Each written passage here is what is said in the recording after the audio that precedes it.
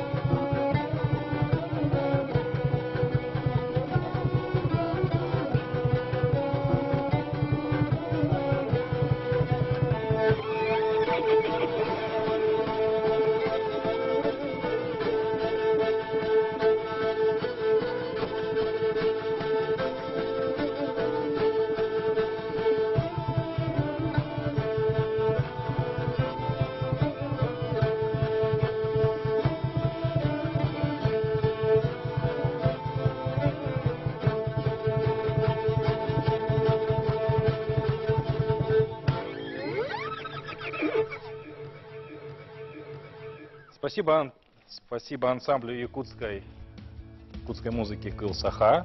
Это было просто великолепно, особенно концовка, динамичная, заряжающая, немножко даже боевая. Сегодня тем более битва шашечная произойдет, и это здорово, мы за этим понаблюдаем. Но прежде чем начнется наш суперматч, конечно же, хотелось бы представить тех, без кого бы этот матч не случился. И я хочу предоставить слово Сергею Васильевичу Местникову, заместителю председателя правительства Республики Саха-Якутия.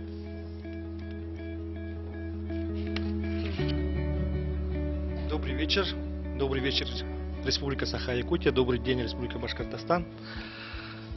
Проект «Битва между двумя международными гроссмейстерами» живет уже 5-й год, и 5 лет назад в фонде будущих поколений мы эту идею придумали и начали реализовывать благодаря нашему национальному телевидению НВК Саха, благодаря Федерации шашек, благодаря любителей спорта, любителей шашек, и мы уже проводим 5-й турнир на этой студии.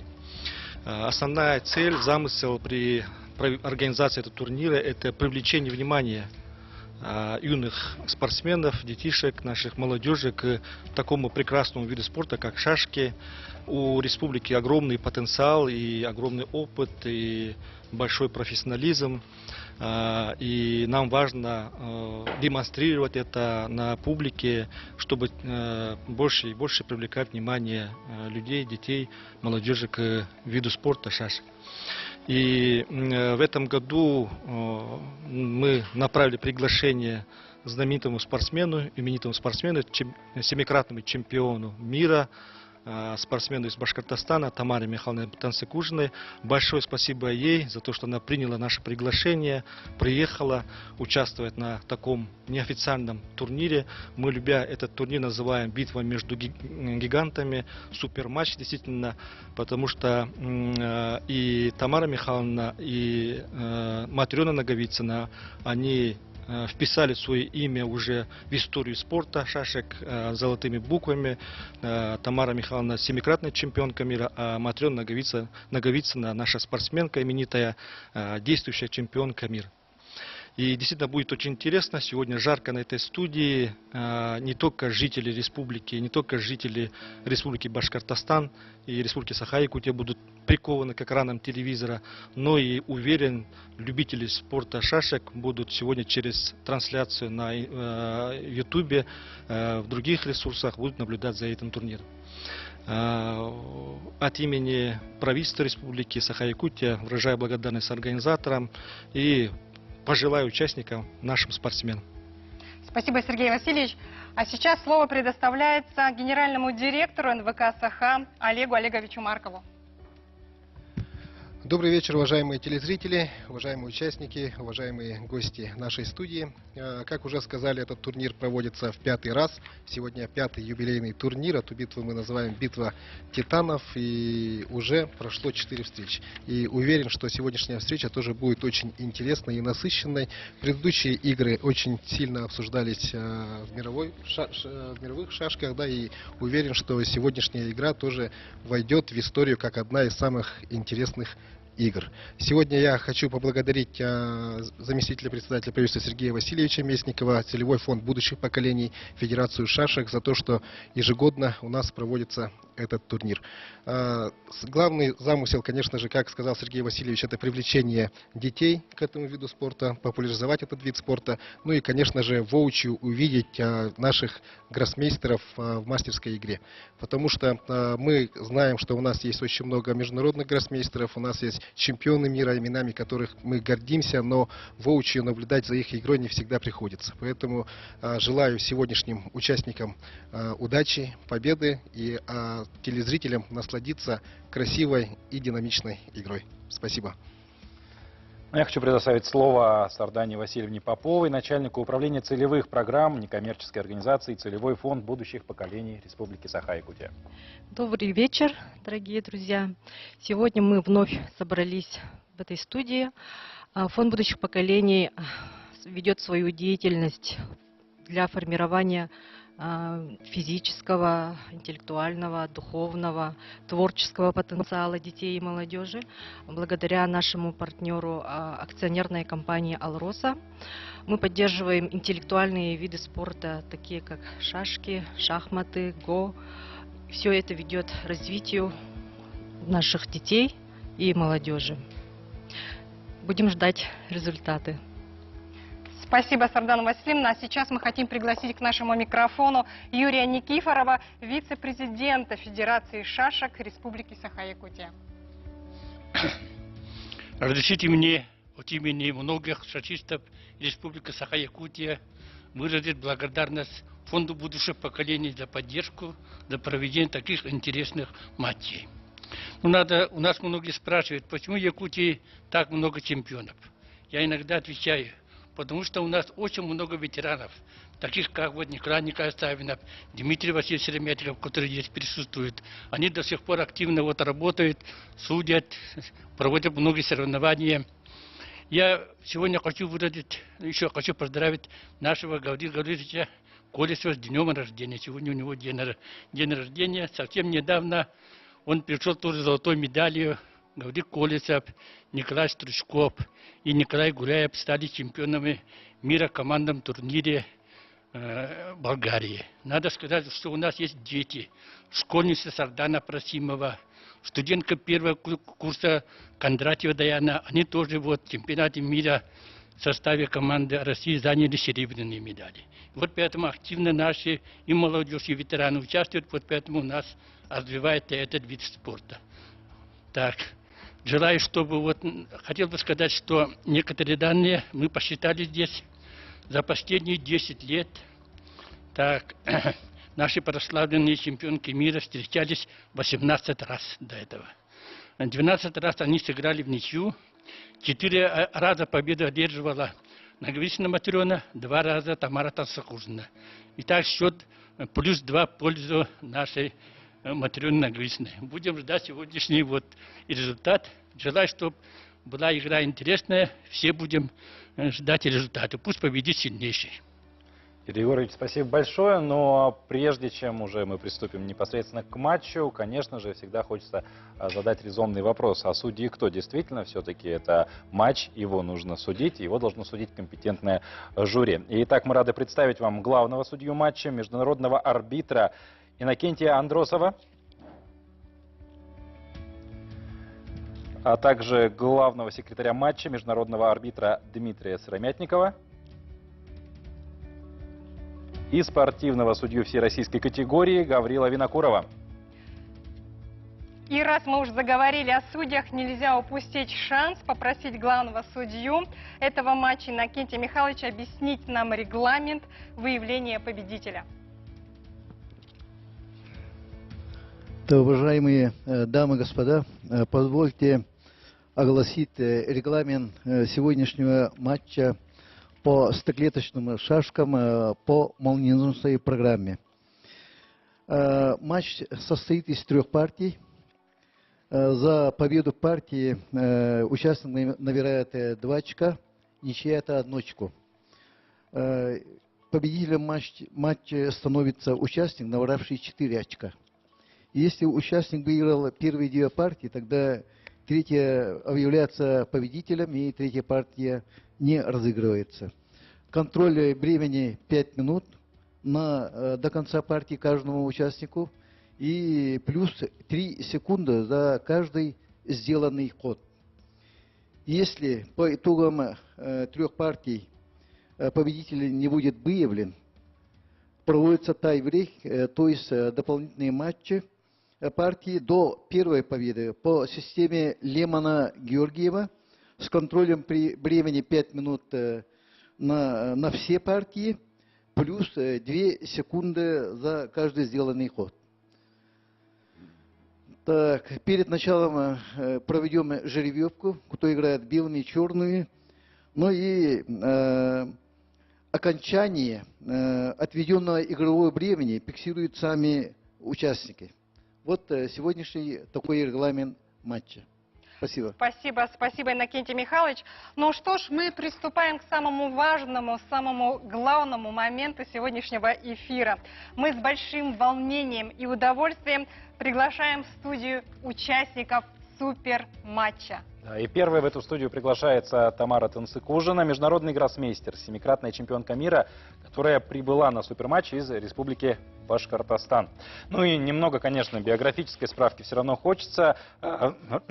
Родилась 11 декабря в Набережных Челнах, Татарская ССР, занималась в шашечной секции при Доме пионеров с 8 лет.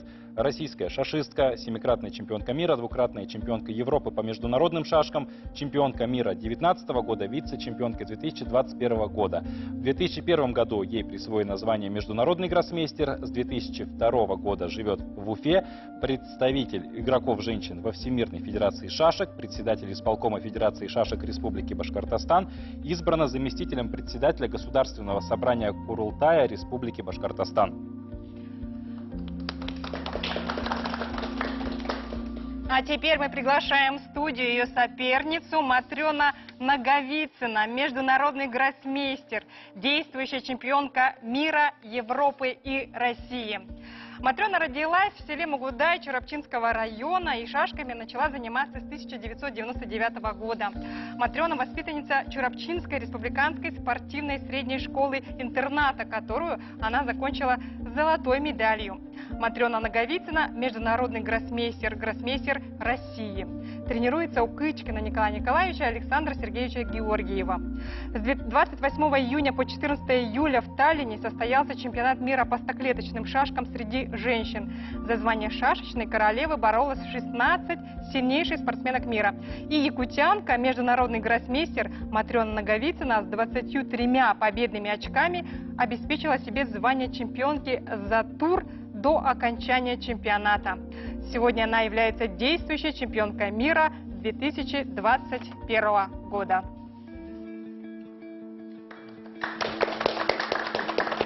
Ну, насколько мы знаем, мы уже не раз услышали, что не первый раз вы встречаетесь за одним столом, не первый раз вас ожидает противостояние, и поэтому, я думаю, примерно знаете, кто как играет, какие тактики, стратегии, возможно, будет применять. Да, конечно. Мы давно встречаемся и очень хорошо друг друга знаем. И Матрена очень сильный игрок именно вот в эту программу. Даже было время, когда у него был один из самых высоких рейтингов. Он котировался даже среди мужских рейтингов. И я уверена, сегодняшний матч будет очень интересным. У меня впервые такой опыт участия в прямом эфире. Я надеюсь, что эта традиция будет поддержана и у нас в республике. Ну, предлагаю телезрителям насладиться игрой, и пусть победит сильнейший. Матрена, мы видим, что вы пришли к нам в студию не Да. с пустыми руками. Расскажите, пожалуйста, что вы принесли, для кого это? Добрый вечер. Я бы хотела сначала поблагодарить нашу республику за организацию такого интересного матча и приветствовать нашу гостью Тамару Михайловну и преподнести вам такой сувенир якутскую печь «Камелек». Это символ домашнего очага, тепла и уюта. Ну так, мы, наверное, уже не будем тянуть, просим спортсменов занять свои места. Ну и, как говорится, пожелаем, чтобы победил сильнейший. Иннокентий Михайлович сейчас проведет ритуал жеребьевки, и таким образом мы выясним, кто будет играть белыми, кто черными. Ну, я думаю, даю вам как гостю черный. Тогда поменяемся местами. Хорошо? Так, Тамара играет черными, Матрена белыми. Да. Ну а за всем происходящим будут наблюдать комментаторы суперматча. Это Андрей Колмаков, международный гроссмейстер, и Николай Стручков, исполнительный директор Федерации шашек Республики Саха-Якутия, также является международным гроссмейстером.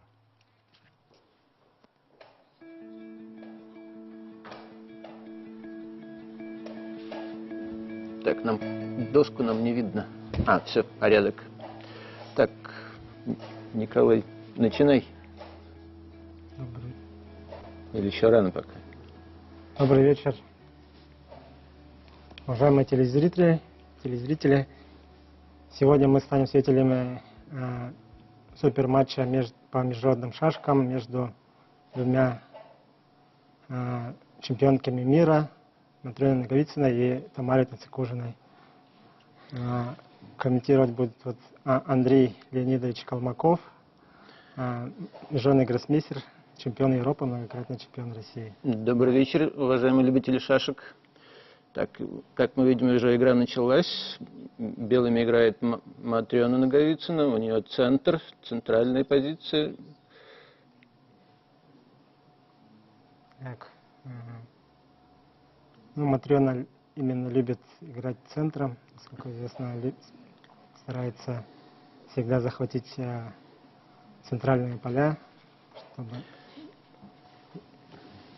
Ну да, а как раз Тамара Михайловна Тацикужина любит как раз такие немножко позиции с позиционными изъянами, да, и она любит немножко такое, чтобы позиция была не совсем необычная, да, чтобы пытаться запутать соперницу. И вот как видите, вот сейчас черные построили такой интересный треугольник на правом фланге, и сейчас вот будет борьба как бы двух стратегий. Белые будут стараться занять центр, а черные попробовать захватить фланг, правый фланг.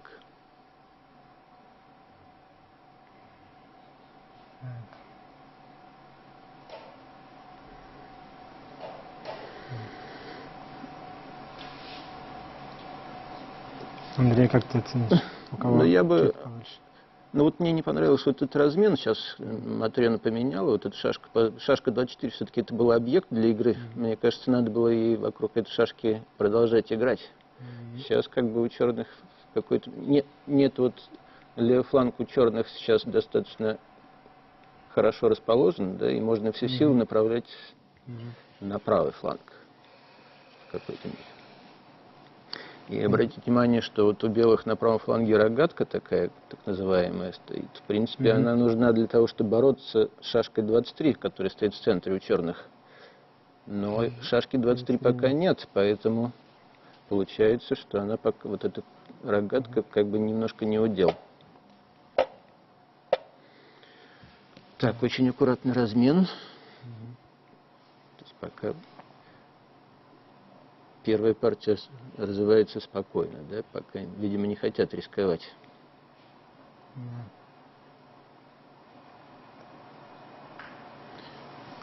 Ну, как мы видим на часах,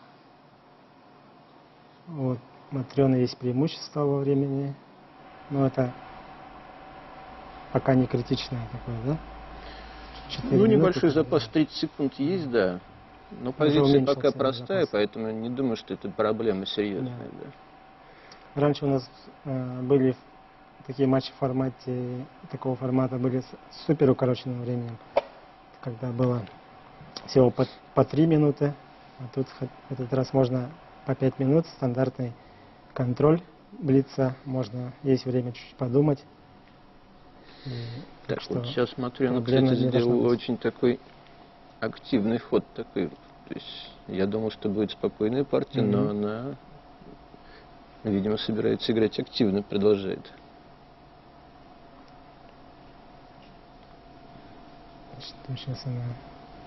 Тут есть небольшой изъян в позиции черных. Вот шашка 8 отсутствует, тут поле 8 свободно, их не хватает. Чувствуете, что там должна быть шашечка находиться, тогда было бы красивые колонны.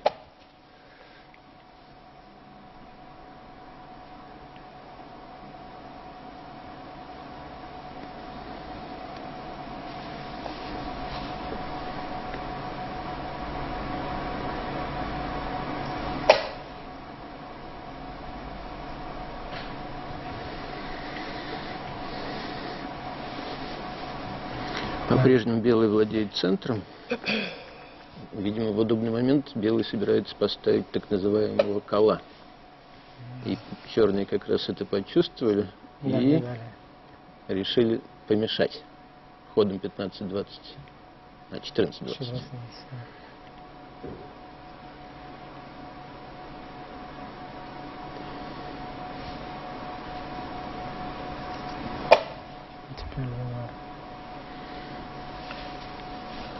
Но сейчас вот как раз у черных неплохая ситуация перейти не, скорее всего, в классику перейти. Сейчас вот поменяться будет размен вероятный 20-24. И довольно-таки должна быть выгодная классика. Белым надо будет играть аккуратно.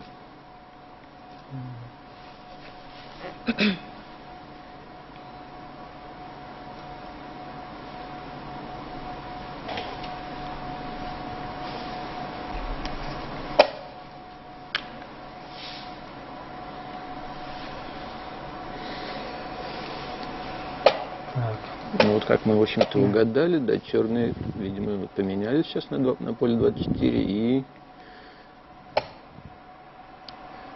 будут стараться зайти в классику, да, но прямым путем сразу не зайти, потому что будет белый построить рогатку. То есть надо еще пока сделать выжидательные ходы черным, чтобы правильно получилось. Шашку 5, да, надо перевести. А может быть, они еще захотят тут так называемую подкову проводить на правом фланге.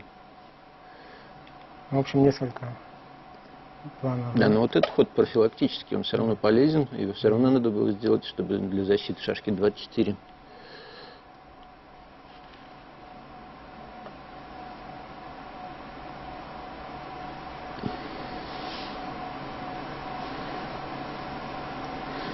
Хорошо бы нам еще показали, какой сейчас там время, да. Ситуация по времени у них.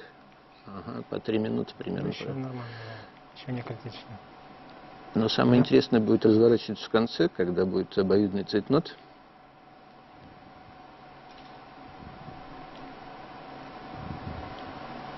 Пока соперники маневрируют, да, как бы ждут, когда какой-нибудь из соперников более совершит ошибку. Старается как бы работать на своей половине поля. Вот Матрена решает, понимает, что намечается классика, и делает правильный, наверное, ход, чтобы уйти, да? Да, чтобы уйти и избежать опасной классики, наверное.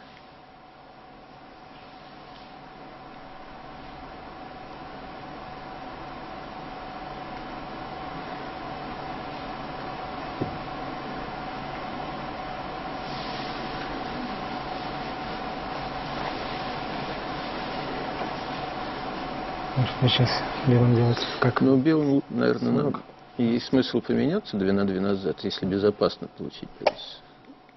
Ну вот. Так тоже, мне кажется, в принципе, можно. Размены никуда не делись.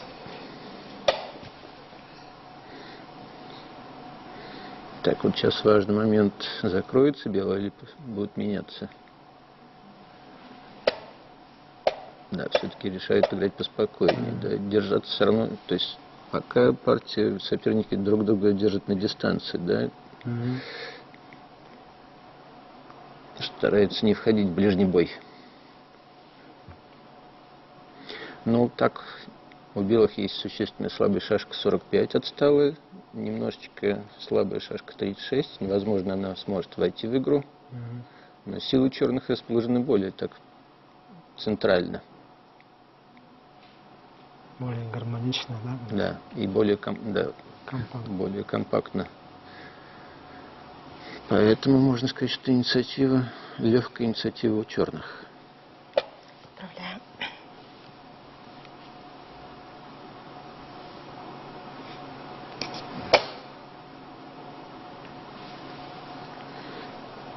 Так, сейчас я буду тут на месте черных, бы, наверное, можно было пойти 19-23, такой, мне кажется, неплохой. Активизировать шашку. Тоже у белых поле 43 ослаблено стало. И мне кажется, это будет 14-20 тоже, в принципе, хорошо смотрится. Придерживает шашку 45 отсталую.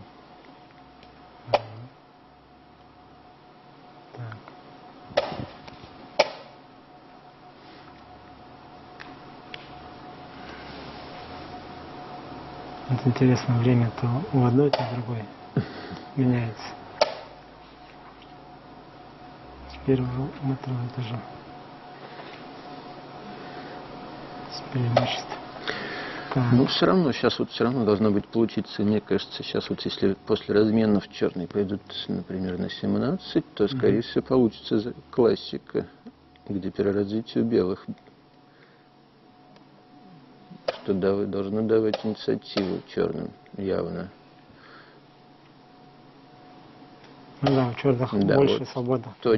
четкий ход такой, то есть сейчас уже твердо, можно сказать, что инициатива у черных. 7-5. Но уже цейтнот серьезный, осталось где-то по 1 минуте у каждой игры.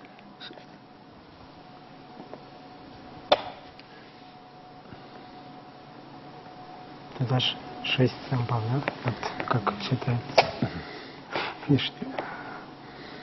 Ну так на глазок трудно сейчас посчитать, но при развитии видно, что у белых есть. Мне кажется, материал все-таки маловато. Может даже тут получится, что как бы здесь у белых все-таки контроль над 2 флангами получается в классике. Иногда бывает, что и такие позиции переворачиваются и в пользу белых. Вот сейчас, когда от черных требуется какой-то, может быть, точный план какой-то.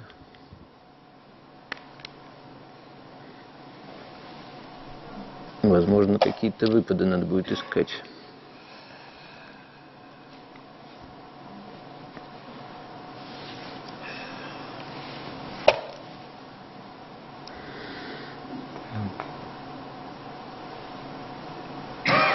Тут, кстати, интересный вариант, если там... ну вот, черный избирает более спокойный ход 3-9, укрепляющий фланг.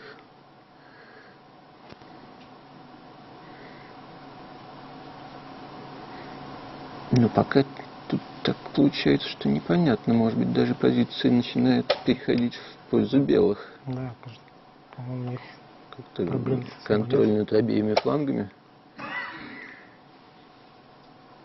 Осталось у Матрены 1,5 минуты, у Тамары Михайловны 40 секунд.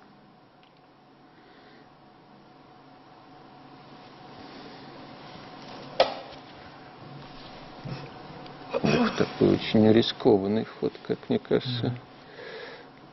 Там, кстати, есть интересные варианты жертвы шашки, но он за черных будет проигрывать, похоже. Когда 30-30, черные отдадут и нападут. И, как мне кажется, тут что-то тревожная ситуация у черных.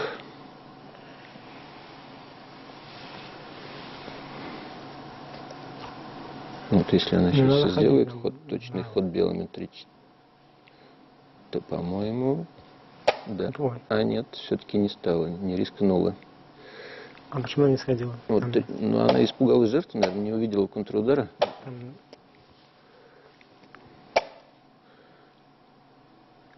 Тут тоже какие-то нюансы.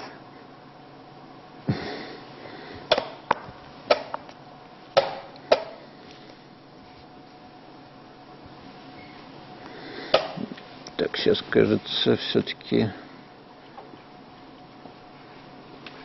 там, наверное, черным надо будет пожертвовать через 2 хода. Так, это самый простой, наверное, путь к ничьей.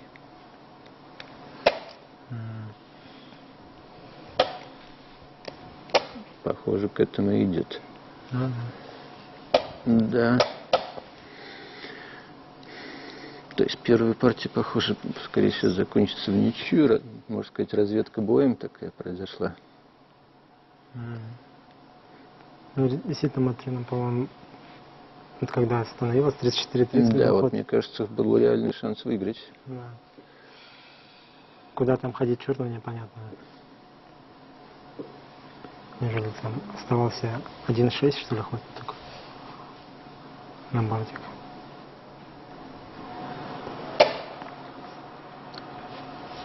Так.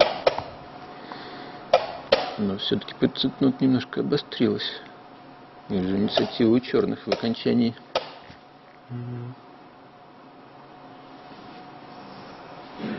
Осталось 15 секунд у Матрену, у Тамары 30.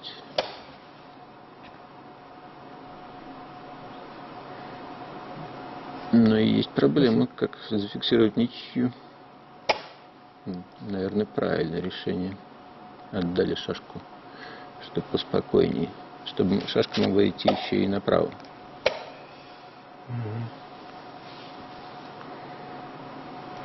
Хотя сейчас черные уже вторую шашку выбирают.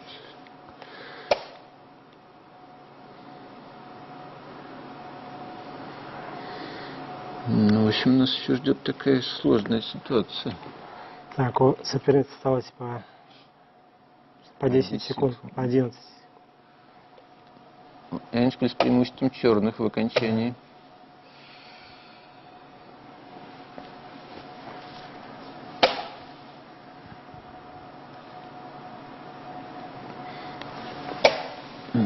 Похоже, все-таки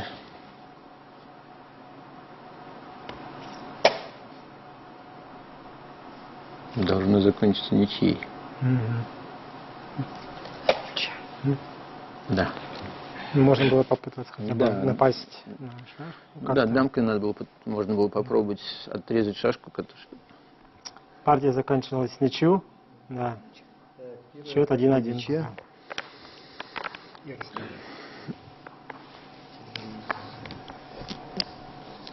Ну, надеюсь, сейчас вот первая партия немножко получилась, мне кажется, немножко нервной, да, как-то соперник. Я думаю, сейчас... Между микропартиями. И мы, пользуясь этим перерывом, хотели бы предоставить слово. Хотелось бы, во-первых, отметить, что напряженная борьба была. Очень. Я впервые с таким интересом наблюдал за шашками. Ну а вообще, да, у нас много сегодня гостей в нашей студии. Хотелось бы тоже с ними немножко побеседовать. И я бы хотел пригласить сюда первого заместителя министра по физической культуре и спорту Республики Саха-Якутия Бугаева Александра Николаевича.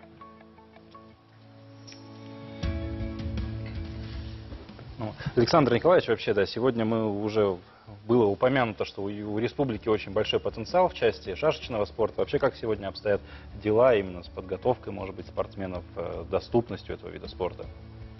Добрый день, дорогие друзья. Ну, действительно, шашки у нас в республике являются одним из базовых видов спорта. У нас 13 базовых видов спорта. Вот один из них шашки. И сегодня нужно признать то, что шашки — это вообще самый медалоемкий вид спорта в нашей республике. То есть ежегодно наши спортсмены республики ежегодно, да, в родную республику, в копилку очень много, очень хороших результатов, медалей привозят в родную республику. И один из, скажем так, массовых видов спорта. Сегодня по официальной статистике более 7 тысяч людей занимается вот этим прекрасным видом спорта — шашки. Действительно хороший показатель, особенно говоря про медалоемкость. Спасибо большое. Так, а я хотела бы задать вопрос, опять же, пользуясь перерывом, старшему тренеру сборной команды России по шашкам, личному тренеру Тамары Танцыкужиной Юрий Черток. Юрий Владимирович, здравствуйте. Мы знаем, что 6 лучших спортсменов мира по шашкам имеют башкирскую прописку. Скажите, пожалуйста, как так получилось? Это воспитание, характер, гены, менталитет, может быть? Так получилось, что когда я прибыл в республику, организованных игроков было крайне мало. А в тот город, в который я попал, вообще не было ни одного квалифицированного игрока. Ну, наверное, надо любить игру, и тогда полюбят и ученики. И появится больше лучших спортсменов по шашкам в мире. Отличный пример — это Николай Николаевич Кычкин, основатель школы якутской по международным стоклеточным шашкам. Вот они, результаты налицо. Николай Николаевич, мы тоже хотели бы задать вопрос. Спасибо, Юрий Владимирович. Ну, как мы уже сказали, хочу задать вопрос заслуженному тренеру России и Республики Саха-Якутия, личному тренеру Матрёны Наговицыной, Николаю Кычкина. Ну, вопрос на самом деле, пускай будет до банальности простой, тем не менее, являясь личным тренером, что все-таки нужно, в чем секрет, чтобы воспитывать чемпионов? Терпение главное. Усидчивость. Да.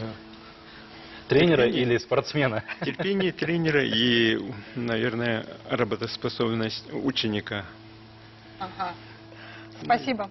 Спасибо, Николай Николаевич. Ну а сейчас у нас начинается уже вторая микропартия. Да, я хочу напомнить еще раз, что за всем происходящим на шашечной доске сегодня, за этим столом, наблюдают комментаторы суперматча. Это Андрей Колмаков, международный гроссмейстер, и Николай Стручков, исполнительный директор Федерации шашек Республики Саха-Якутия, также международный гроссмейстер. Так, итак, начинается вторая партия. Разыграна голландская партия, довольно популярный дебют.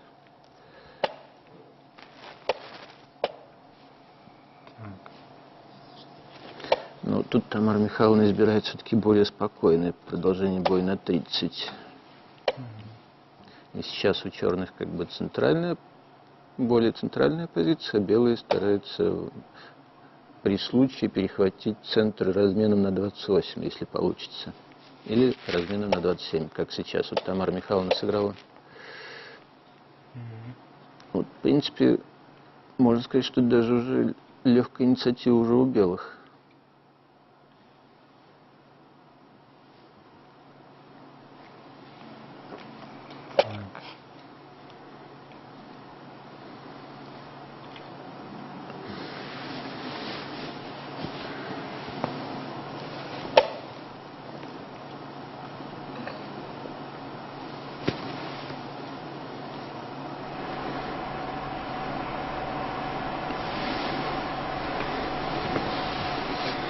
Вот у черных есть как бы проблемы с развитием шашки 5, она немножечко застряла там, а нападать на это, чтобы развить шашку на 25, то получается отдаешь темпа.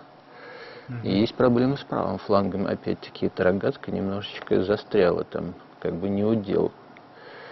То есть поэтому надо как-то черным опять решать какие позиционные проблемы.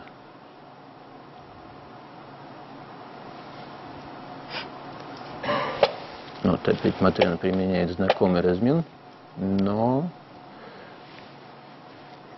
очевидно, что инициатива у белых. Да, уже в дебюте. Вот. Опять более гармоничная позиция у белых. Опять-таки вот эта рогатка отдельно стоящая, она как бы не удел.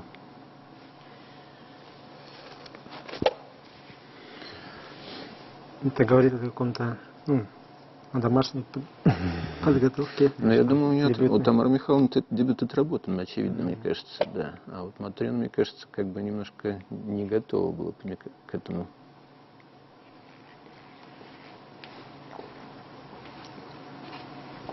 Но все равно это как бы игра только началась, все впереди. Еще... Да, конечно, если поставить в программе эту позицию, она скажет, что примерно равная позиция. Нули погнали,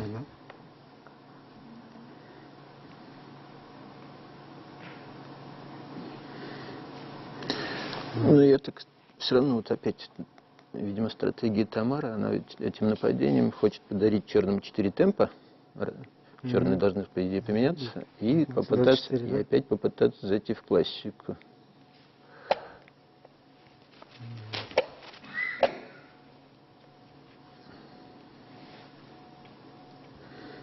Либо можно сейчас так еще неплохо смотрится ход 43-4 сначала, да. И тут уже выбор, либо с разменчиком, как бы ослабляя центр черных, либо опять-таки пытаться зайти в классику.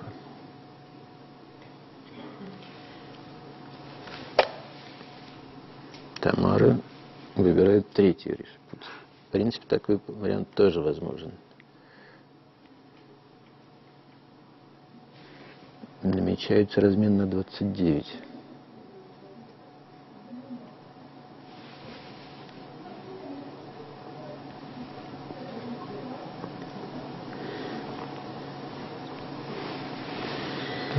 Кстати, по моментам заготовила комбинацию на 8-12. Да. Но она, правда, скорее всего, все-таки не опасная, но...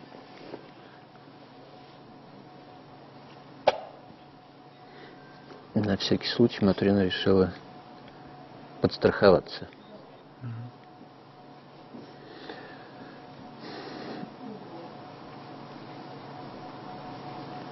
Но сейчас у белых вполне комфортный заход в классику, то есть сейчас можно спокойненько пойти 37-32 и 33-28, явно будет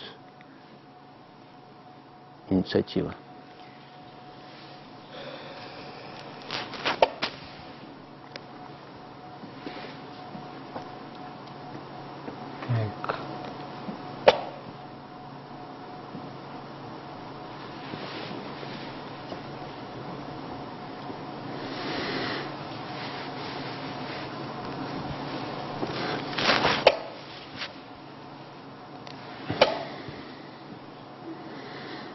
Этот ход может быть тоже чуть-чуть поспешный здесь 14, потому что как минимум белые могут выгодно поменяться на 29. Если они вообще не хотят рисковать. Потому что если заходить в классику, то есть проблема, что там черные будут на правом фланге готовить атаку. И если совсем себя обезопасить, то правильно, вот Тамара Михайловна так и делает. То есть... Ну и, в общем-то, вот 4 шашки на правом фланге у черных, они как бы застряли.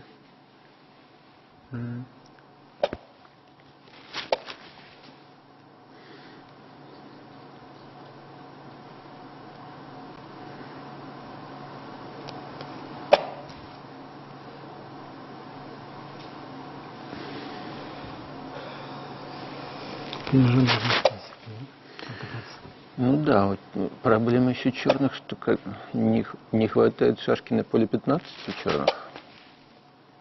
И теперь белые могут строить рогатку.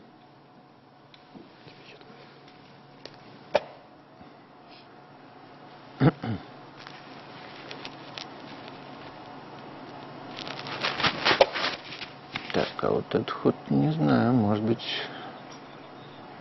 Я бы пока подумал, может быть, и не рисковать немножко, не ослаблять фланг-то. То есть она отдала возможность как бы... Не, ну я пошел бы сначала 44-40 посмотреть, что можно сделать. А так сейчас какой-то есть шанс черных построить пушку справа. И попытаться там давить, например, сейчас ход 12-17 какой-то есть. Там подтянуть, да? Ну да. Шашку 8. Да, и вот, кстати, Матрена, видимо, подслушала и делает этот ход. Ну, я, кстати, вижу у белых неплохой ход. Есть выпад на 22 и потом ударить на 29. Довольно-таки неплохое решение, может быть. 27, 22, да? Ну да, потом ударить на 29, и как там есть проблемка. Но Тамара не рискует.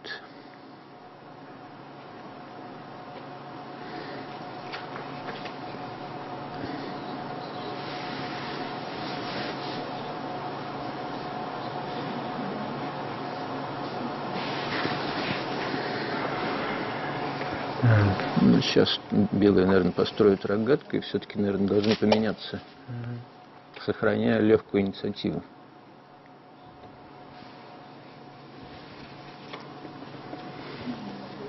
Примерно по 2 минуты у соперницы осталось на часах. Да, на часах равенства по времени. Например, тоже выбирает более спокойное решение. Да, уже. И, скорее всего, опять сейчас будет много разменов. Упростилось.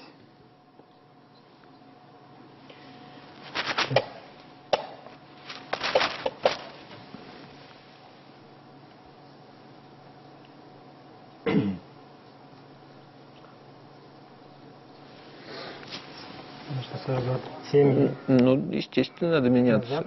Можно и... Ну, наверное, все-таки вперед. Все-таки это 6 темпов. Выигрывают белые этим разменом, поэтому это такое хорошее. Николай, кто у вас? Вы рукой, да, здесь двигаете.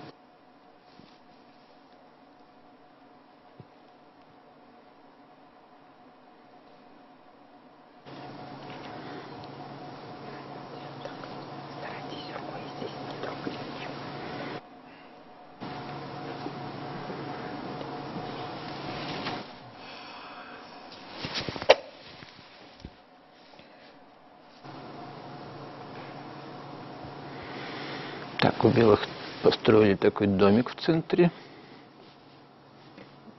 И сейчас будут, наверное, где-то будет, либо они будут нападать на шашку 24, либо делать выпад на 23 или на 22. Ну, при аккуратной защите черных, то проблем быть не должно. Черным надо как-то так в линию выстраиваться, чтобы так не создавать слабости каких-то. Ну, уже небольшой цветнотик намечается. У Матрены минуты 20. Я думаю, что все-таки еще обострения будут тут.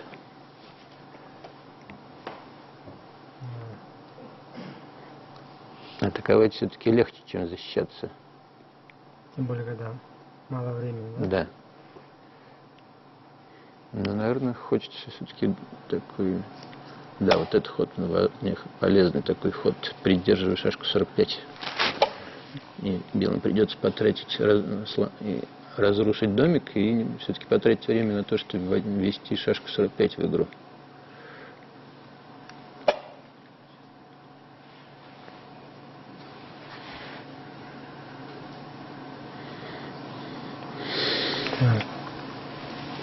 Тут можно пойти 45-40 и сделать выпад, но там есть, может быть, контршансы и у черных, поэтому более безопасно напасть, наверное.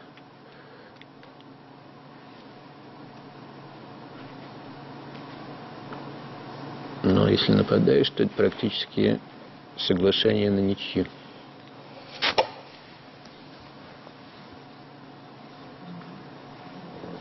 Так что 11-17, потом пытаться делать 2 или как?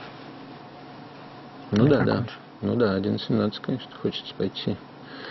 Да, вот, кстати, сейчас, может быть, опять ситуация может обостриться. Потому что выпад не выглядит таким уж безоблачным.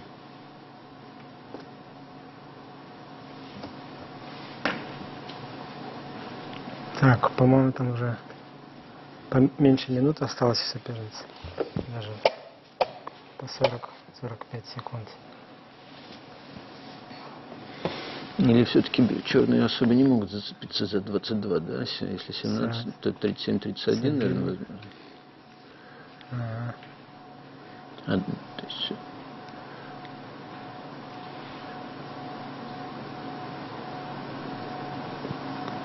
У Тамары где-то 20 секунд преимущества. Инициатива у белых.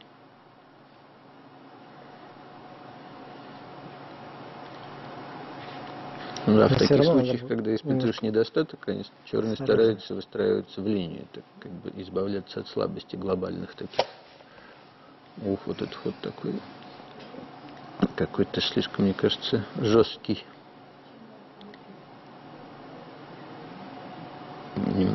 Теоретически немножко подвисание какое-то есть. Да. Но мало времени Матрёны.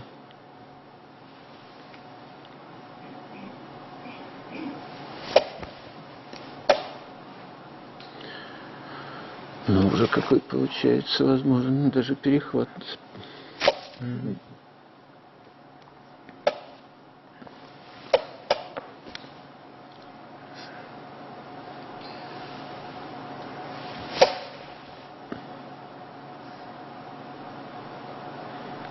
Слишком мало. Да, вот хорошее решение. 17-21. Сейчас от белых требуется какая-то точность. Есть проблема. Так, Тамара приклейку нашла. На нападение будет приклейка на 20. И все-таки нападают. А нет приклейки-то. Да, не получается. Это значит, что, наверное... Ах, неправильно сыграл. Наверное, 13-18 сразу выигрывал. Да. Сейчас какой-то все равно эншпиль возникнет.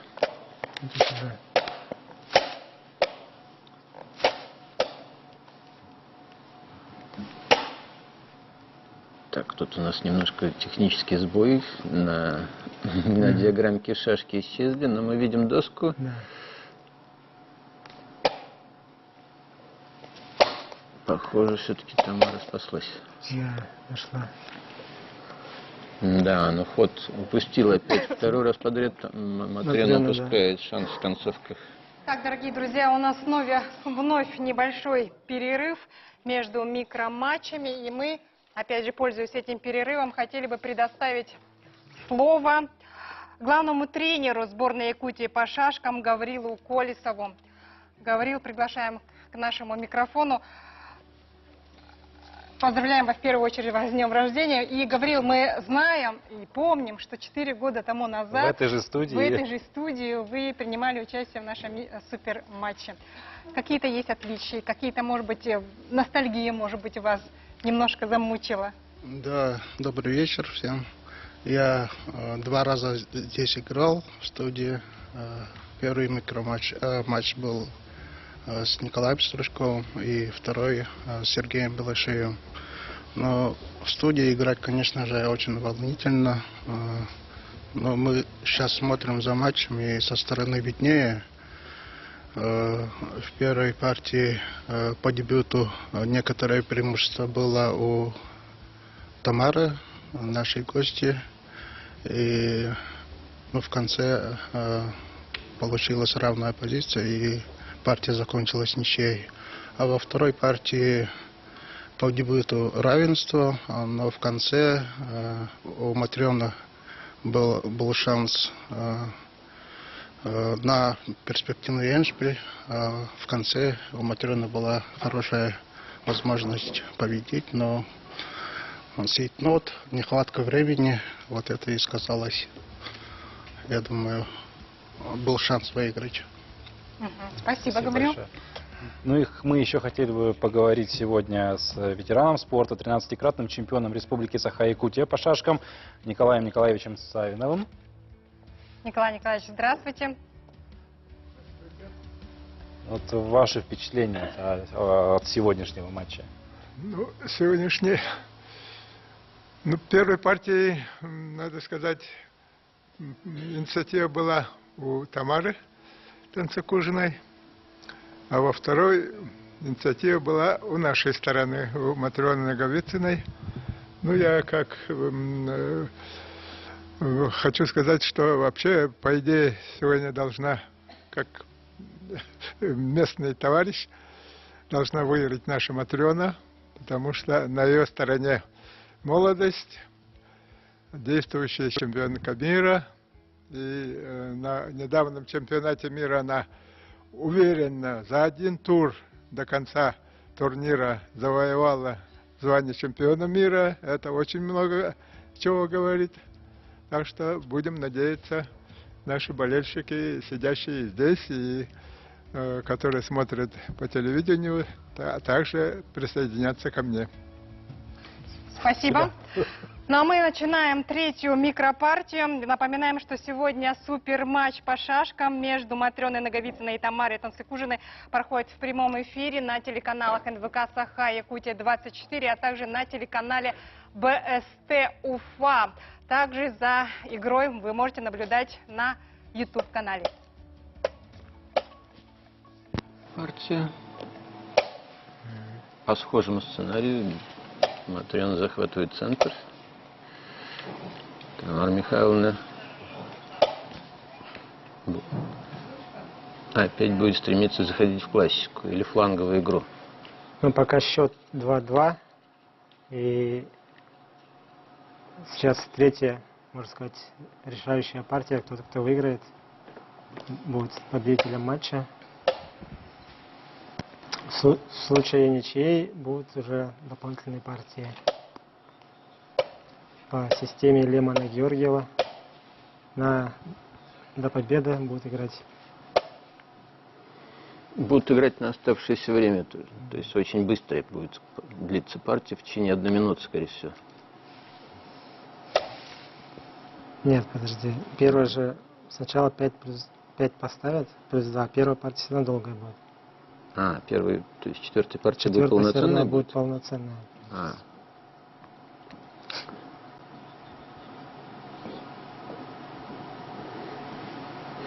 Так, после дебюта все-таки инициатива у белых. Все-таки у черных есть шашка 6 отсталые. И как бы они силой белых лучше развиты. Опять сейчас Матрёна собирается построить домик в центре, красивый.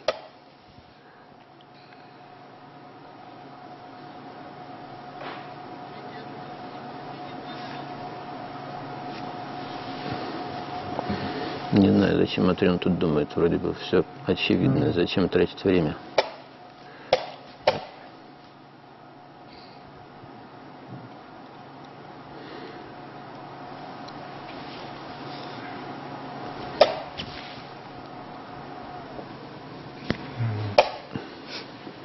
Вот белые как раз построили красивый домик в центре.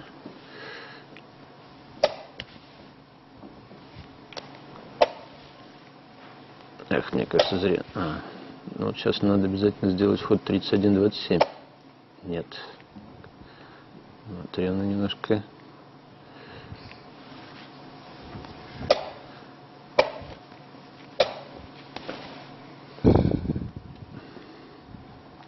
Но все-таки все стараются немножко аккуратно играть, да, то есть... Да, ставки-то высоки. Но все равно вот сейчас уже более такая явно твердая инициатива у черных. Ой, у белых.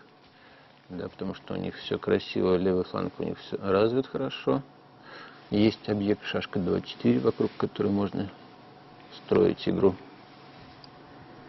То есть... Пожалуй, это такая... Наблюдаемо.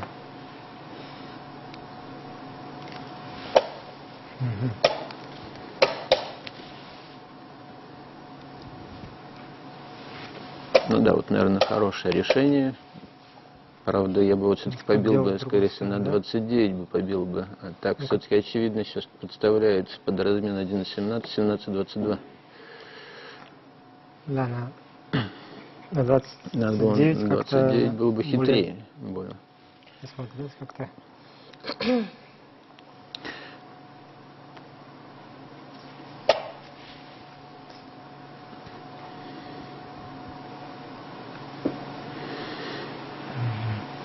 Сейчас, наверное, все-таки белым нужно сделать ход 31-27. Я бы сделал, так, чтобы все-таки избежать хода 1.17.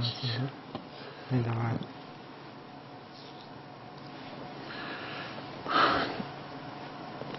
У черных пока есть некоторые проблемы, именно, то есть у них потерян контроль на 24. То есть его надо потратить какое-то время, чтобы его вернуть контроль. Так, Матрена подслушивает и делает этот ход. Как мы только что видели по часам, Тамара почти минутная фора, ну, скажем так, преимущество, но уже... Ну вот Тамара восстановила контроль над полем 24, но все-таки неполноценный, потому что еще надо добраться до классики.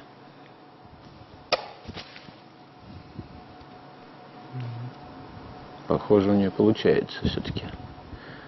Опять по схожему сценарию проходит партия, да? У белых переразвитие, да. А черные заманивают белых в классику.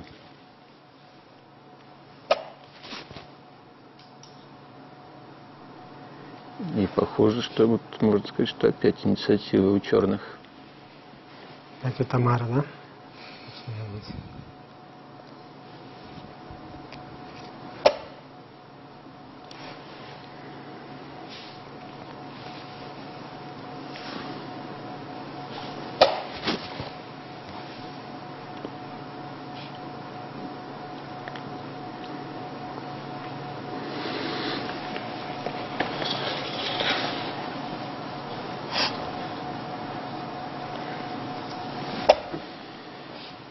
Ну что же, почти больше минуты, да? Разница во времени.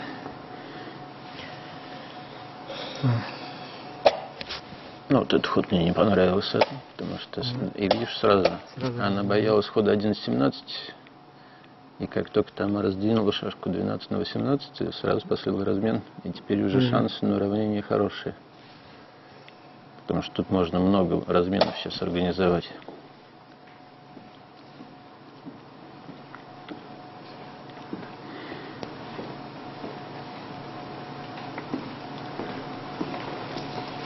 Ну как?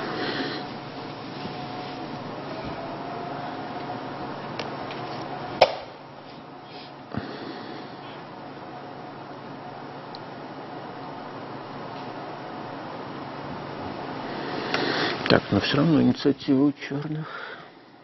Напрашивается ход 10-14, 14-20. Все равно видно у белых переразвития. Да. какой-то им надо сейчас белым какое-то резкое движение сделать, чтобы какой-то выпад найти в удобный момент, может быть.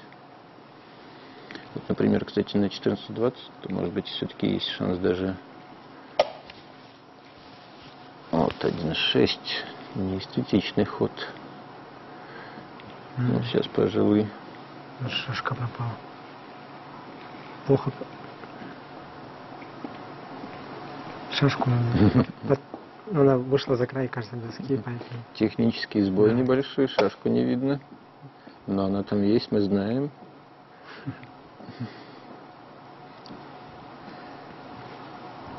Да, теперь уже...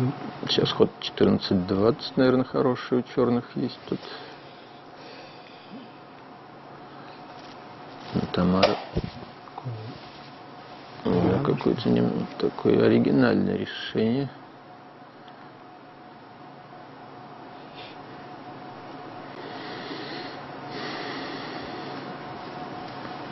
Но в нем какой-то тоже смысл есть в этом ходе. Ну, то есть она ждет, когда можно 12-17 пойти?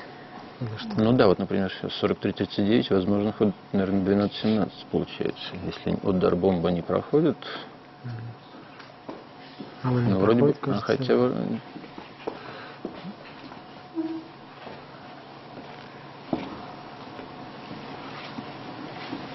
Поэтому Матрена задумалась. Да, уже 2 минуты преимущества по времени Тамара. Это уже довольно существенный, я бы сказал.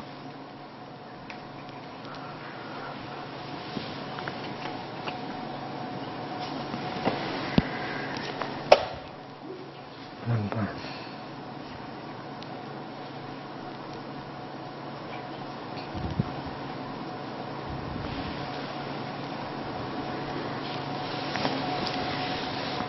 Наверное, кстати, хорошее решение, пожалуй.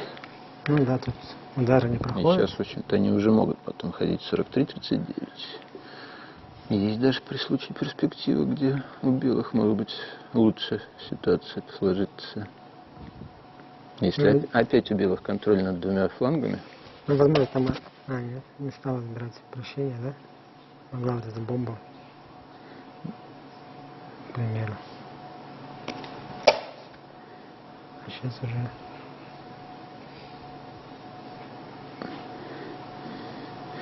Опасно. Так, вот тут, возможно, наверное, насчет выпад по Гестему есть размен на 21 будет, да, и, по-моему, там может быть... Поэтому выпад по Гестему не проходит, скорее всего. Ну, или как минимум там будет даже ход 28-22, на контр-Гестем будет. Поэтому... Завешивает шашку на 9. Да, нас ждет интересная концовка.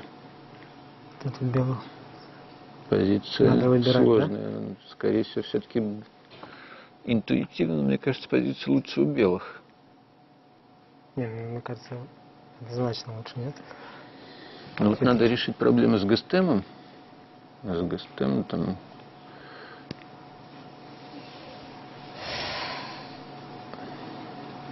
На 48 уже Гестем может быть и нормальный быть.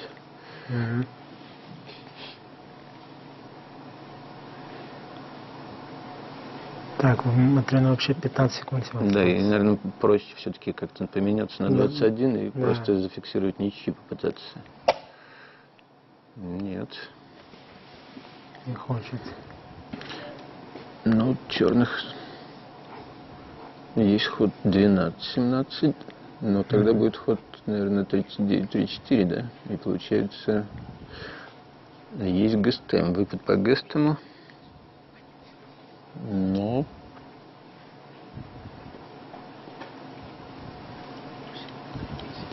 Ситуация там сложная получается. Трудно понять, у кого лучше. Но очень мало времени Матрена, 10 секунд на такую позицию, это, конечно, очень рискованно.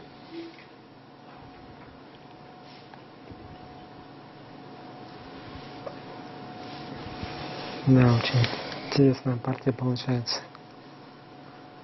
Там на ГЭСТом какая-то есть тактическая операция намечается, может быть, типа 23, 29, 48, 43, 18, 23, 27, 21 удар такой. Но там разменный.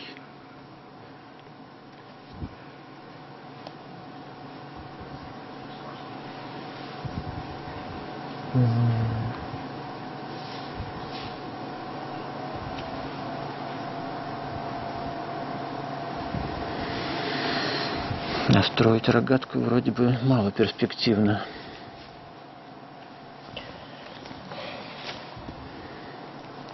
Наверное, все-таки надо делать ГЭСТом.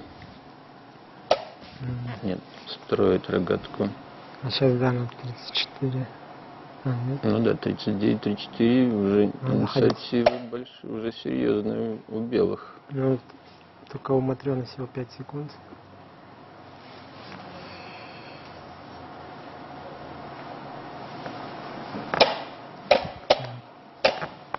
Проводит разменный удар Филиппа. Там у нее шашечка на 6, но как-то вроде бы...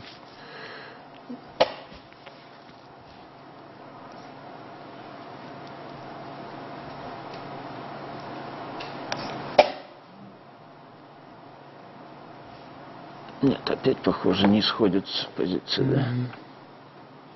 Чуть-чуть. А нет, есть красивый вариант.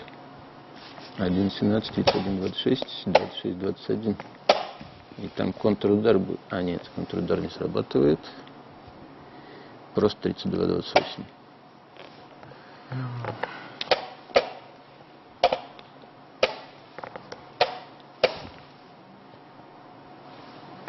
На 14.19 есть ударчик, поэтому Матрёна... Ой, на Тамару вот...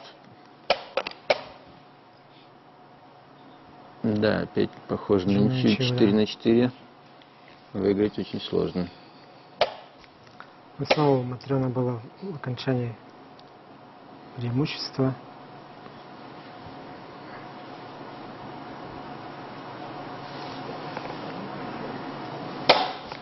Они не будет, то есть все-таки не на одну минуту будет, да?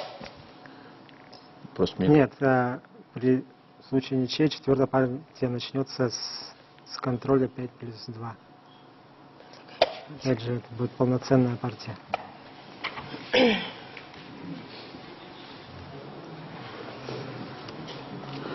Итак, третья микропартия у нас завершилась опять же ничьей. Поэтому мы ждем четвертую партию. Она будет заключительной, зарешающей. Ну и по традиции в перерыве, да, мы пообщаемся с нашими гостями. Сегодня у нас в студии находится немало молодежи, хоть и молодые они, но уже серьезно увлекаются. Есть у них серьезные достижения, увлекаются также шашками. Это Сандара Апрасимова, мастер спорта, чемпионка Европы среди женщин по шашкам. И Амелия Бурцева, победитель первенства России, Европы и мира.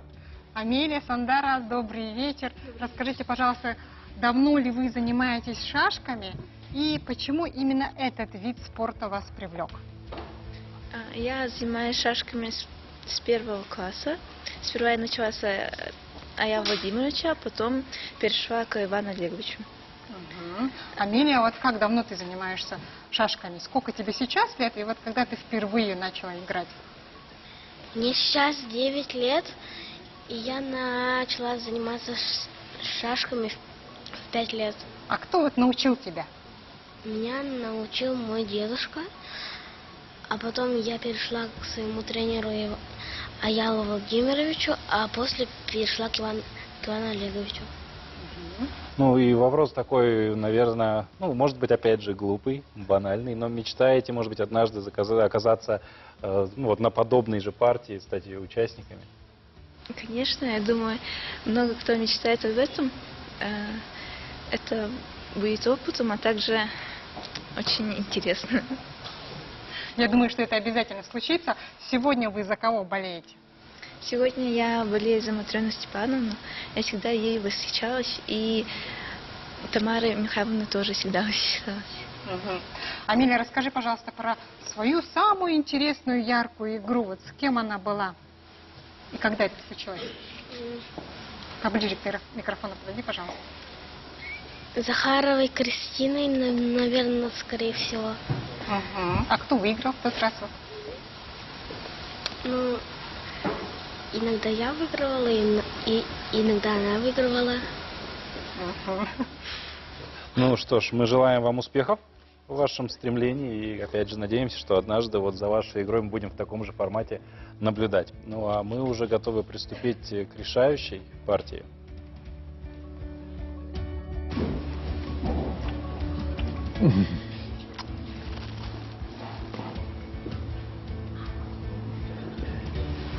Так, начинается 4-я решающая партия. Все. Теперь уже с контролем 5 минут и плюс 2 секунды за каждый ход. И это время уже потом до конца, до того, ну, до победного конца, в общем, когда кто-то выиграет. Поэтому соперницы как бы с самого начала уже ускоряются, стараются накопить побольше времени.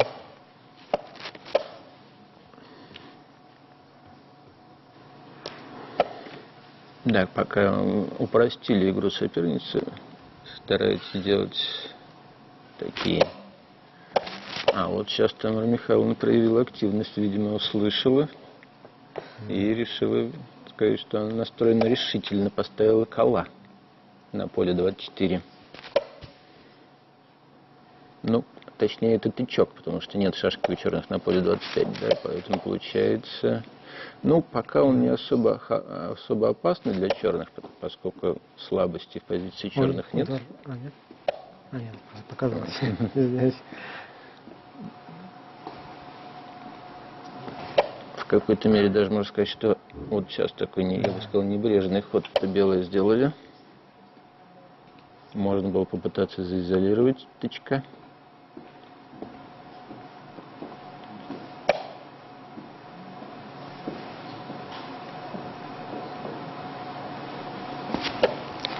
Можно сказать, 3 закончившиеся партии в ничью свидетельствуют о том, что сегодня силы у нас равны. Действительно, соперницы высочайшего класса играют. И вот это, по-моему, 4-я партия идет к тому, что будет быстрая ничья, такое ощущение, слишком много разменов. Если Матрена поменяется назад, то можно... А нет, все-таки... Может, можно было подписывать мирное соглашение, но сейчас какая-то игра завязывается все-таки.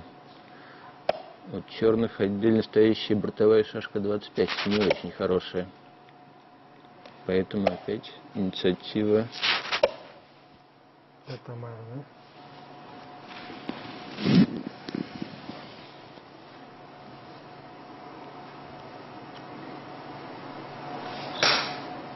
Хотя сейчас вот интересный момент, что черные могут попытаться зайти в классику. То есть обычно Тамара Михайловна заходила в классику.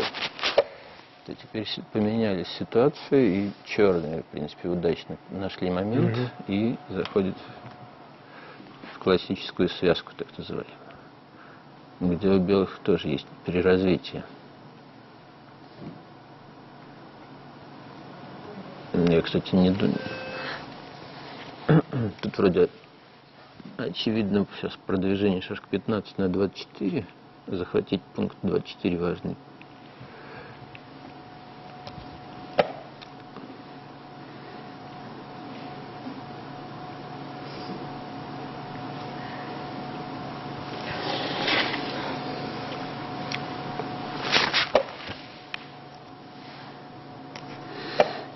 Белые собираются поменяться на 31 и там как бы контролировать ситуацию на том фланге, чтобы так не особо рисковать. Мне это кажется визуально очень разная позиция. Тут уже... Ну тут... Или есть какие-то... Ну от чего? Некоторая точность требуется от черных, мне кажется. Все-таки если белые как бы на простор уйдут, то получится центр у них владения. Поэтому... Какие-то надо точные... Вот, например, сейчас белые заготовили размен 2 на 2.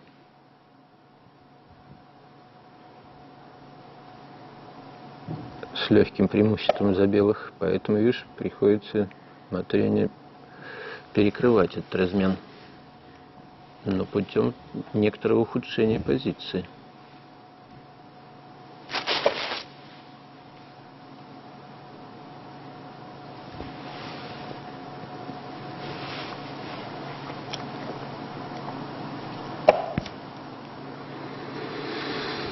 Так, ну черные, наверное, хотят построить так называемый Олимпик, колонну из 3 шашек на правом фланге, чтобы потом как бы уйти из классики при помощи размена 17-22.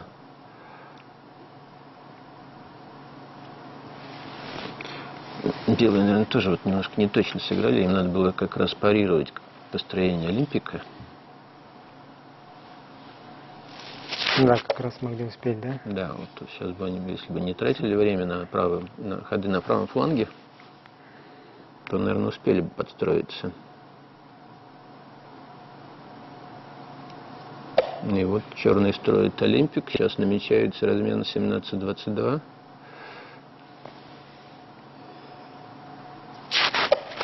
Ну, даже в какой-то мере я бы сказал, что у черных уже стало поприятней.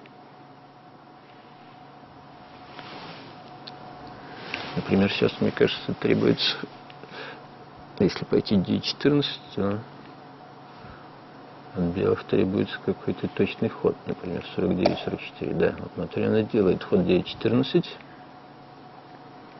И вот сейчас важный момент.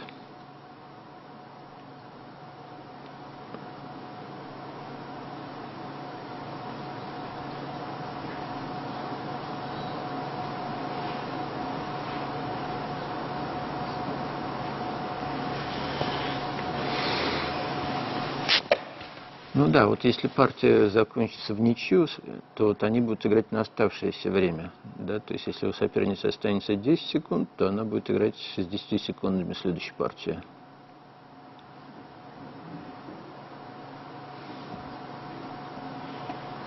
Ну, как обычно, нас все-таки ждет, наверное, какая-то напряженная концовка.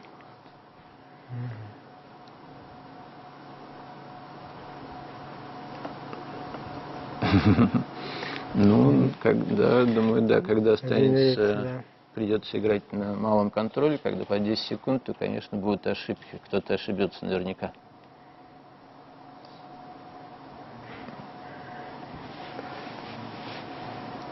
Да и, кстати, в этой партии еще, мне кажется, не все так.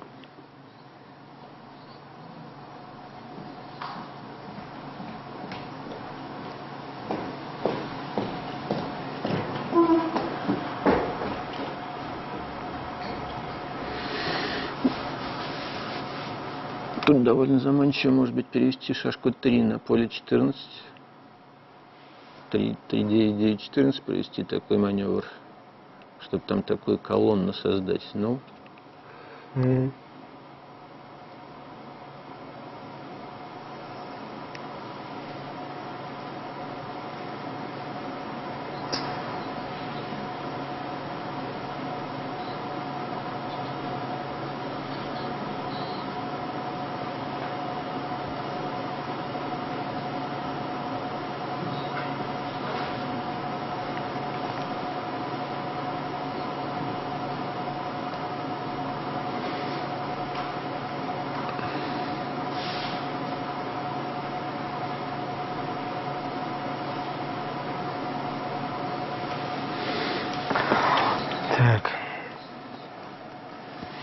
Так, Матрена долго думает над ходом. Но действительно, вроде ее можно понять, как бы все-таки не видно, как схватить позицию белых.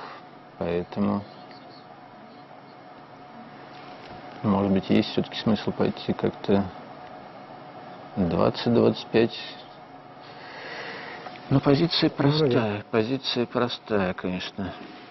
Вряд ли Тамара Михайловна ошибется.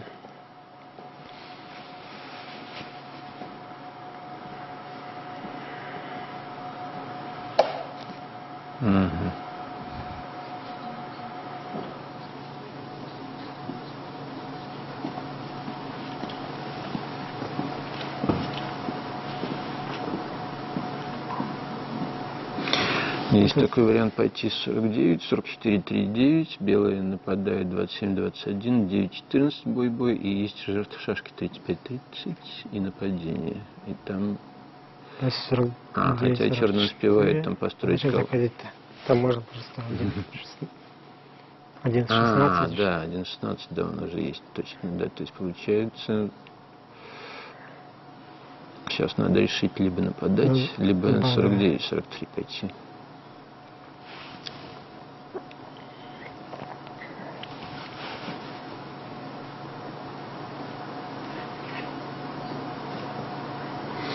Ну, у Тамары Михайловны времени достаточно, поэтому я думаю, сейчас она все взвесит. Она решила напасть, да.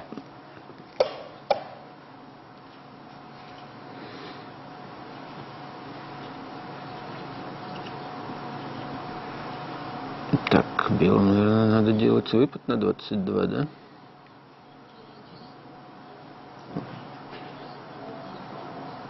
А на 22 какая-то есть комбинация. Да, но она, скорее всего, не... Хотя...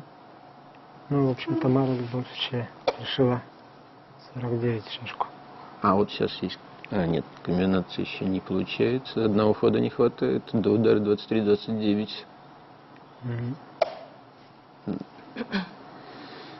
Опять вот нас ждет интересная концовка, да, вот. Надо вырезать. Ну, в общем-то, в концовках у каждого всегда шансы были на победу, да? То есть все равно обостряет ситуация. Не бывает, что так получается. Все спокойно может проходить. Сейчас у белых есть четкий ход 32-27. И как бы... Как минимум у них не хуже. Не делает этот ход. Вот этот ход мне как-то не нравится, потому что шашка на 39 зависла у белых. Да, и вот Матрёна. И теперь... Но все равно 32-27 размен. Размен, да? Дело идет к ничьей. Да. Хотя там...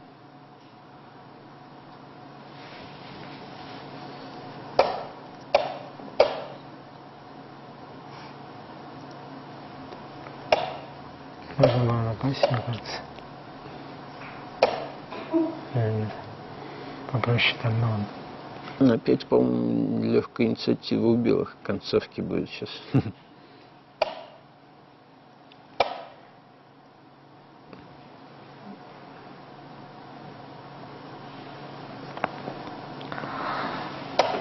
Смотри, не приходится переходить в беншпиль. Ничья. Нет, ничья.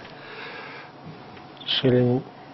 Ну вот сейчас будет как раз пятая партия будет, но вот у Матрёны остается 20 секунд на партию, а у... Да, даже теперь... Тамары Михайловны 56 секунд.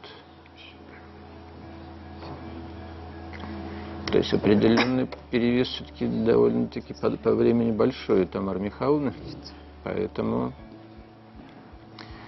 Сейчас, наверное, шанс Матрёну как очень быстро разыгрывать дебют, чтобы немножко накопить время. Да.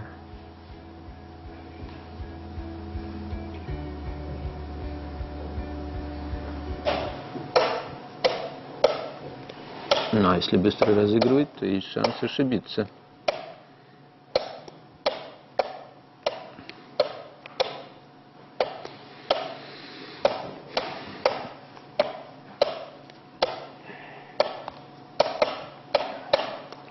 Так.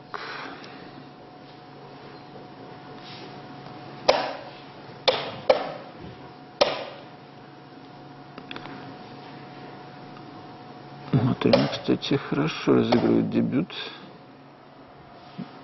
Здесь... Как мне кажется, небольшая инициатива у белых.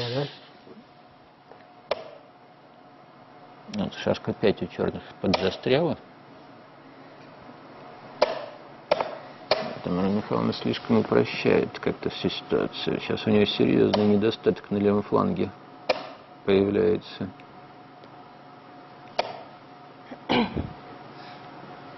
Ну вот, кстати, Матрёна уже накопила времени, у нее уже 47 секунд там. Да, как мы помним, осталось чуть больше 20, да? Теперь уже.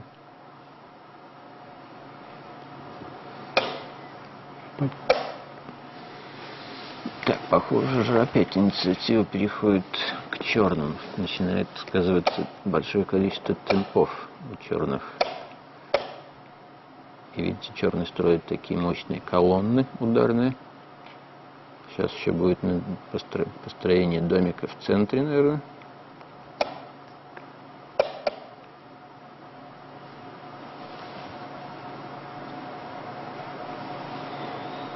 Наверное, это шанс для Тамары. А нет, что-то она избирает спокойное такое продолжение, да.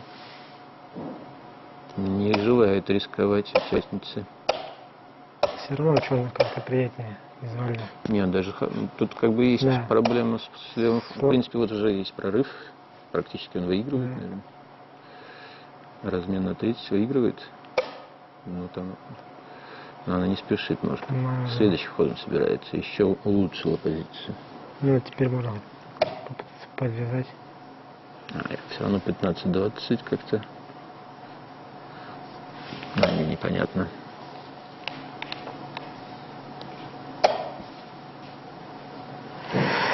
Сейчас какой-то грозит, нельзя ходить 1.16 из-за простого ударчика 28-22. Да. И тогда... И есть проблема. И 3.8 тоже нельзя. Ну да. Приходится делать этот ход.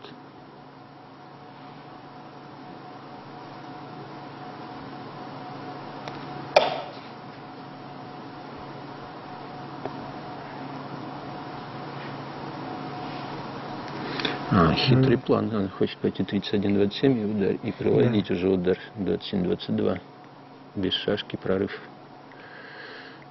Есть проблема. Ну, вот так, 21.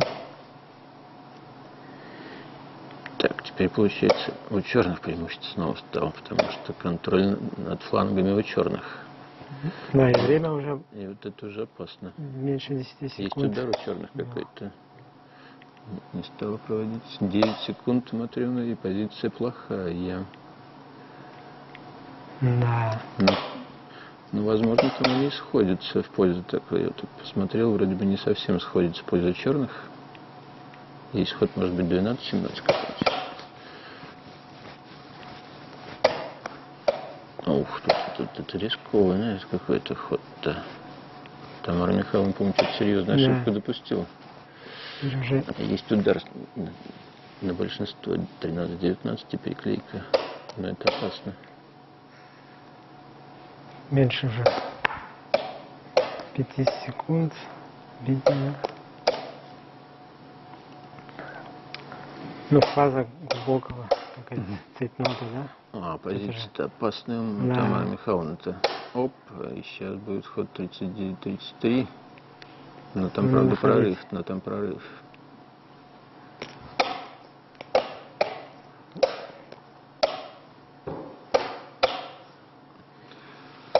Матрёна очень... Вот это опасно. Так. Куда дамку ставить? Не может ставить дамку.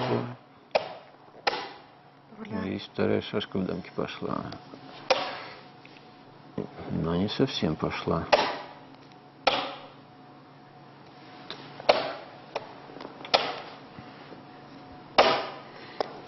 Ну, вроде бы получилось как ничейное окончание. Да, можно было одно дать. Две дамки на большаке, к сожалению, не выигрываются. Да. Ничья.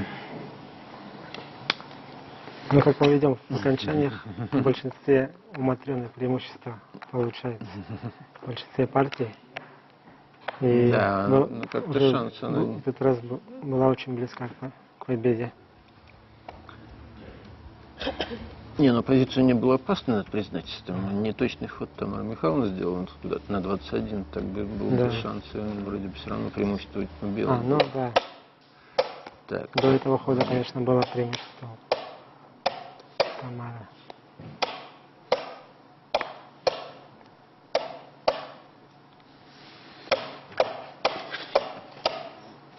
Так, ну поэтому, поскольку мало времени, соперники играют попроще. Ну, у нас уже, если так констатировать, 5 ничьих По дебюту инициатива вроде бы у черных. Черных, да. Но опять белые идут в классику. Есть опять заход в классику намечается.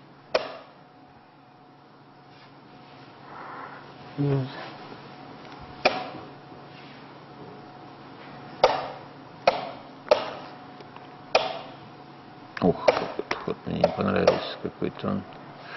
Ну и Тамара Михайловна почему-то не стала в классику заходить. Скорее всего, инициатива опять у черных небольшая становится, в центре черные.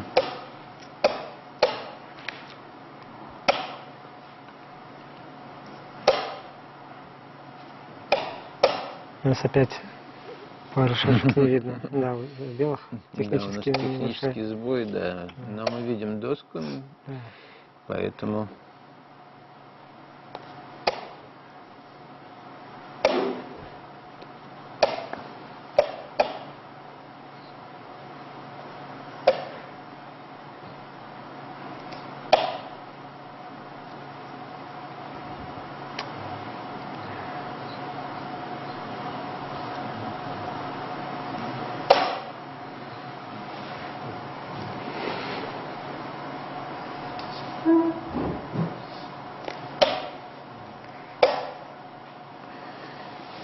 У белые построили полурогатку, по идее.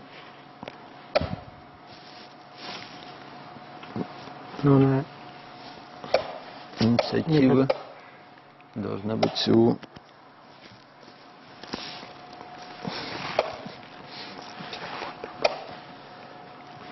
Это тоже. Все.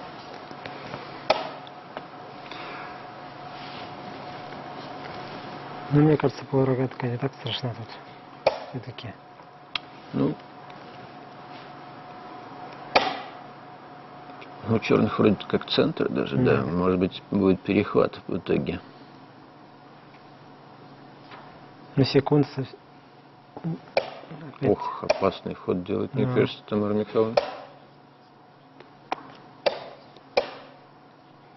Потому что фланга нету. Правый фланг белых-то ослаблен без шашки третьей. А вот, ах, Матрена обошла ловушку. Коварно.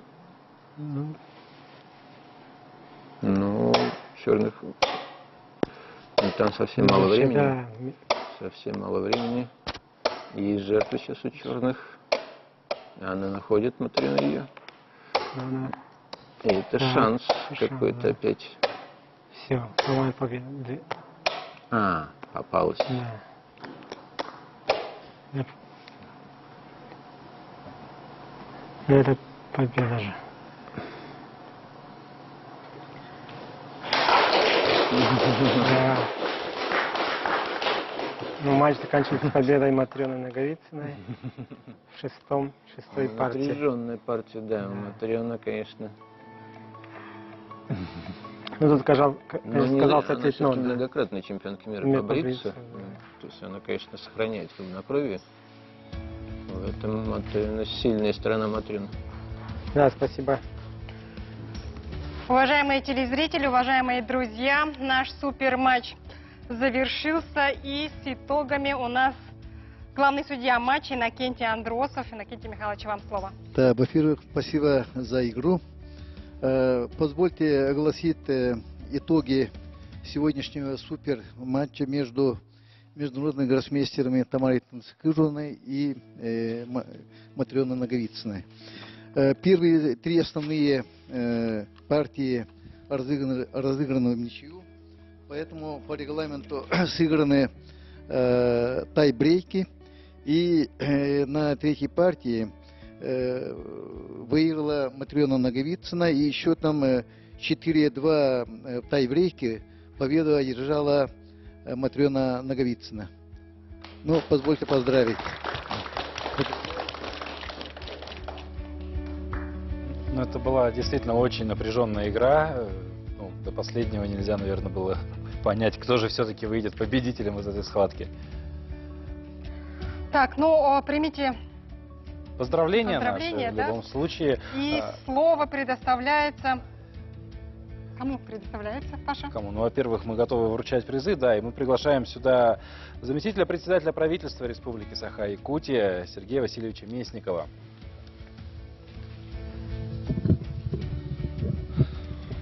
Итак, наш турнир завершился. Завершился с победой Матрёны Наговицыной, с чем мы ее поздравляем.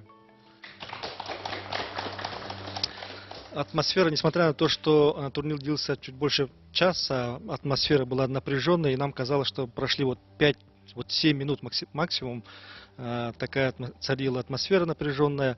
И то, что были равные бои, показывает действительно мастерство наших спортсменов. Большое спасибо, Тамара Михайловна, за то, что вы приняли участие и украсили наш спорт. Спасибо большое. Давайте поблагодарим Тамару Михайловну. И разрешите вручить вам, победителю и участнику турнира Тамаре Михайловне, наши призы.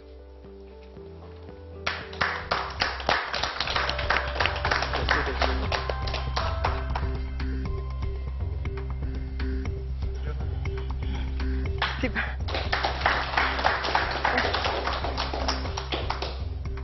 Ну и на этом наш суперматч завершен. Призовой фонд разыгран. Я напоминаю, что сегодня победителем суперматча стала Матрёна Наговицына. Она получила сертификат на сумму 150 тысяч рублей. Мы благодарим всех присутствующих в зале, конечно же, вас, дорогие телезрители, что наблюдали за прямым эфиром на телеканалах НВК Саха, Якутия 24, а также в Башкортостане, в городе Уфа. Ну и мы на этом с вами прощаемся, конечно, на такой победной ноте. И призываем вас любить шашки, потому что сегодня, если кто-то впервые наблюдал именно за спортивным соревнованием шашечным, как я, к примеру, действительно, это очень захватывающий, очень непредсказуемый вид спорта. И очень азартный. Занимайтесь спортом и будьте здоровы. До свидания.